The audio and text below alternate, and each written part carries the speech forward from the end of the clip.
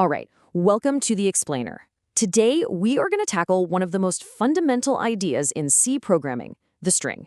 Now, it sounds simple, but the way C handles text is really unique, and you've got to know the rules of the road to avoid some super common headaches.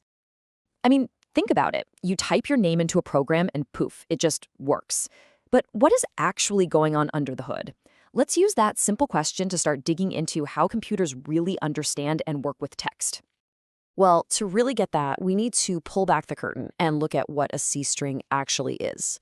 Because, in C, it's not just a simple piece of data. It's more like a structure, and it has one very, very important rule. So here's the deal. A C string isn't a single thing you can hold, like a number. The best way to picture it? Think of a conga line of individual characters. Every letter in a word is one person in that line. But there's a special guy at the very end whose job it is to tell the computer, hey, the party stops here. And that special guy at the end of the line, that's our secret agent, the null terminator. You write it as \0. Now, this is super important. It's not the number 0. It's this invisible character whose only job is to signal the end of the string. Without it, oh man, functions would just keep on reading, right past your string and into random bits of memory. And trust me, that is a recipe for some really weird and nasty bugs. Okay, so how do you actually make one of these things? This slide shows the two main ways. On the left, you've got the manual approach. You're literally building an array of characters, and look, you have to remember to stick that null terminator on the end yourself. Easy to forget. Now on the right is the way you'll do it 99% of the time, the string literal. You just use double quotes, and the C compiler is smart enough to add that null terminator for you automatically. Oh, and here's a pro tip, a really common trap for newcomers. These string literals are often stored in a special read-only part of memory, so if you try to change one later in your code, you're going to have a bad time. All right, so we get what a C string is. It's this character array with a special ending.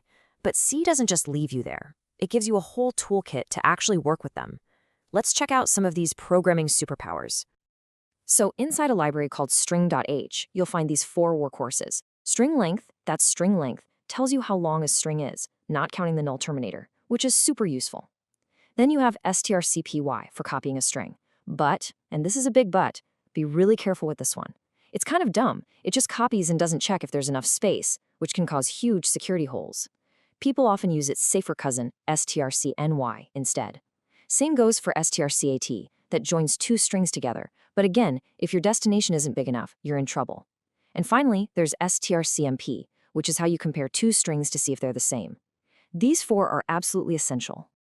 Okay, enough theory. It's one thing to see a list of functions, but it's another to see them in the wild, actually solving problems. So let's put this toolkit to the test. Let's imagine we're building a super simple password checker. This is a perfect job for strcmp. The steps are pretty simple, right? You grab what the user typed in, you use strcmp to compare their input to the real password. And here is the single most important detail, the thing everyone gets wrong at first. strcmp returns 0 if they match. 0 means, yes, they are identical. Any other number means they're different. It feels a little backward, but that's just how it works. And that brings us to this huge critical point. You absolutely cannot, I repeat, cannot use the double equals sign, double equals, to compare strings in C like you would with numbers. Why not? Because double equals doesn't check the letters inside the string. It checks if they are the exact same object living at the exact same address in your computer's memory. 99% of the time, that's not what you want. To check if the content is the same, you have to use a function like strcmp. Here's another classic example, putting a first and last name together. For this, we use strcat, which is short for string concatenate. It's pretty cool. It just grabs the second string, Lovelace, and tacks it right onto the end of the first one, Ada. But notice where the result ends up. It modifies that first variable. And this is where you have to be so careful. You better have made sure that first array was declared with enough space to hold the combined string.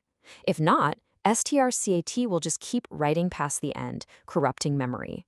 That's a classic bug called a buffer overflow. So think about it. We've just seen how to compare a password and how to build a full name.